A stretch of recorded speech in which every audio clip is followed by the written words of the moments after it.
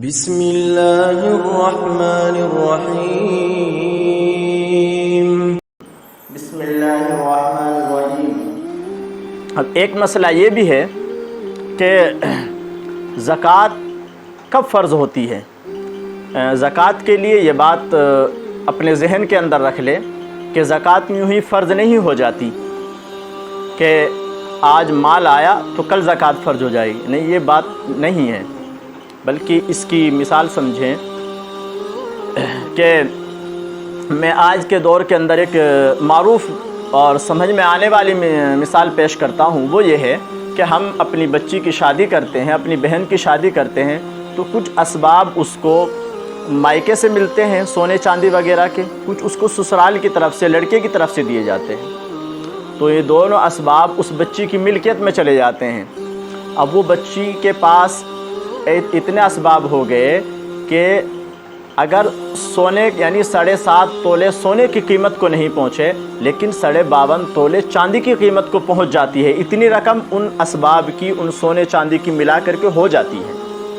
اب ایک بچی کی شادی ہوئی ہے محرم کے مہینے میں، تو ایسا نہیں کہ سفر میں اس پہ زکوٰۃ واجب ہو جائے گی، نہیں، آئندہ سال اگر محرم کی 10 تاریخ کو شادی ہوئی تو آئندہ سال محرم کی 9 تاریخ تک اس کا سال مکمل ہوگا، اور 10 تاریخ سے پھر دوسرا سال لگ جائے گا۔ اب سال بھر گزر گیا ہے اور اس کے پاس وہ اسباب ختم نہیں ہوئے ہیں، موجود ہیں۔ وہ جتنی رقم کی جتنی ملکیت اس کو ملی تھی، جتنے پیسوں کی ملی تھی، وہ باقی ہے اور وہ نصاب کی برابر مالک ہے، تو اس کے اوپر زکوٰۃ واجب ہو گئی ہے اور اس کو زکوٰۃ دینا فرض ہے اس کے اوپر۔ اب زکوٰۃ ادا کریں۔ اسی طریقے سے ہمارا پیسہ جو بینک کے اندر ہے، ہمارے پیسہ جو بینک کے اندر ہے، اس پیسے کا حساب کریں، زکوٰۃ ادا کریں۔ ایسا نہیں کہ ہم کل جمع کر کے آئے ہیں تو آج زکوٰۃ ہو جائے، نہیں، ہمیں دیکھیں کہ یہ پیسہ ہمارے پاس کب سے ہے، گھر کب سے رکھا ہوا تھا، بینک میں کب سے ہے، یعنی ہمارے اوپر سال گزرا کہ نہیں گزرا۔ تو ان چیزوں کا ہمیں خیال کرنا چاہیے۔ ہم نے دیکھا ہے کہ بہت سارے مسلمان، بہت سارے ہمارے بھائی وہ زکوٰۃ کی طرف توجہ نہیں کرتے۔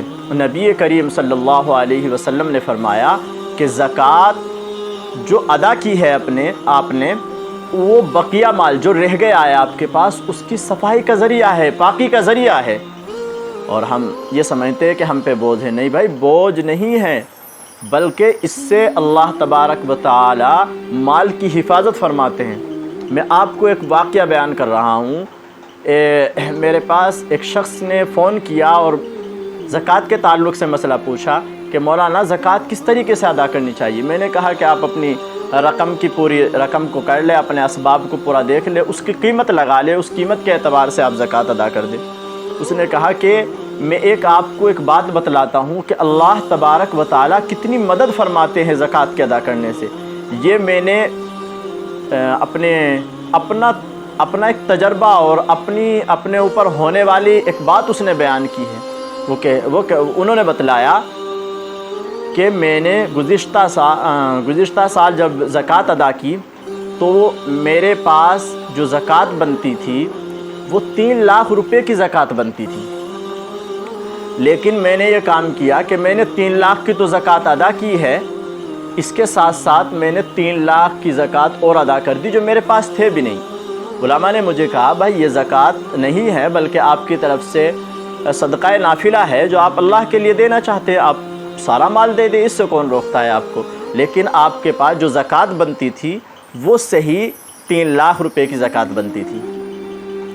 تو وہ صاحب فرماتے ہیں کہ 4 مہینے نہیں گزرے مجھے زکوٰۃ دیے ہوئے، اللہ نے مجھے ان 3 لاکھ کے ساتھ ساتھ 4 لاکھ روپے کا منافع ان 3 لاکھ کے ذریعے سے جو میں نے کاروبار کیا اس میں عطا کیا ہے۔ وہ عالم نہیں ہے جنہوں نے ذکر کیا ہے، بہت بڑے اللہ والا نہیں ہے کہ وہ روزانہ تسبیح اٹھائے، نہیں، بس اس نے مضبوطی سمجھی ہے اور اس نے اللہ کے ساتھ جو اپنا دل لگایا ہے نا، تو اللہ انما الاعمال بالنیات، جیسی نیت ویسا فیصلہ خدا کر دیتا ہے۔ تو اللہ نے اس کے اوپر اپنی رحمتوں کے دروازے کو کھول دیا ہے، اس کے اوپر اپنی رحمتوں کے دروازوں کو کھول دیا ہے۔ تو اتنا ہی بات بتلانی تھی کہ ہمیں اس زکوٰۃ کا فریضے کو ادا کرنا ہے، بہت ضروری ہے، بہت اہمیت ہے۔ یہ نہیں کہ ہمارے مال کمی ہو جائے گی، کیا ہے اتنا پیسہ ماں دے، نہیں بھائی، یہ نہیں سوچنا ہے۔ اگر اللہ نے مالی نصاب کا مالک بنایا ہے تو اللہ کے لیے میں یہ گزارش کروں گا کہ زکوٰۃ ادا کرو، باتیں مت کرو، زکوٰۃ ادا کرو۔ بہت ضرورت مند حضرات ہیں، بھوکے سو رہے ہیں بچے، اور مسلمان اپنے مال و اسباب کی زکوٰۃ تک ادا نہیں کرتا۔ میں یہ سمجھتا ہوں کہ اگر مسلمان صحیح طریقے پر اپنے مال کی زکوٰۃ ادا کر دے تو خدا کی قسم بہت سارے بھوکوں کا پیٹ بھر سکتا ہے، بہت ساروں کے بچے تعلیم پا سکتے ہیں، بہت ساروں کے بچے اچھا کام کر سکتے ہیں، لیکن وہ بیچارے پورے دن اسی چکر میں ہے کہ 2 روٹی کی ضرورت پوری ہو جائے، اور ہمارا مسلمان بھی اپنے اس بھائی کی مدد کرنے کے لیے تیار نہیں ہے۔ خدا کے واسطے اپنے آس پاس کے غریبوں کا خیال رکھیں، ان کی ضرورت میں ان کے ہاتھ بٹائیں، اس سے اللہ خوش ہوتا ہے، اور اس کے ذریعے سے کتنے انعامات کرتا ہے یہ اندازہ ہم نہیں کر سکتے۔ ایک ضروری بات یہ ہے کہ ہمیں بہت ساری جگہوں سے یہ پتہ لگا ہے، بہت سارے حضرات سے یہ پتہ لگا ہے کہ سید، جسے سردار کہا گیا ہے ایک طور پر، جسے آل رسول کہا گیا ہے، جو اہل بیت کے خاندان سے متعلق ہوتے ہیں، جو اصحاب کے اندر بڑے اونچے درجے کے صحابہ سے جن کا نسب سلسلہ آتا ہے، سید قوم، یہ لوگ بھی زکوٰۃ وصول کر کے کھا رہے ہیں، اپنے یا رشتہ داروں کو زکوٰۃ دیتے ہیں۔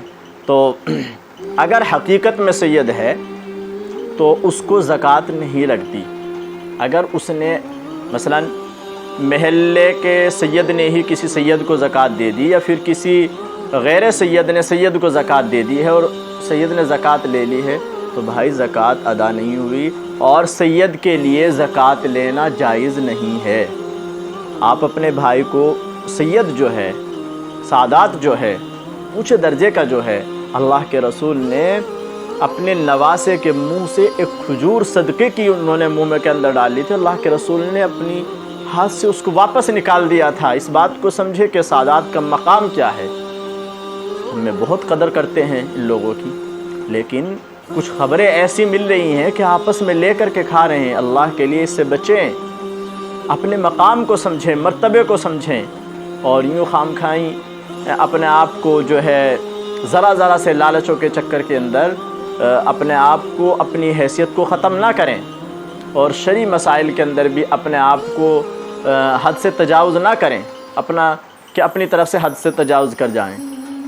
ہاں، اگر کوئی ہمارا سید بھائی ضرورت مند ہے تو ہم اس کی امداد کریں، وہ بھی صدقہ ہوتا ہے لیکن نفلی ہوتا ہے، صدقہ واجبہ کی بات ہے۔ اپنے بھائی کی مدد کریں اور اس کو پیسے دیں، اس سے کوئی بات نہیں ہے۔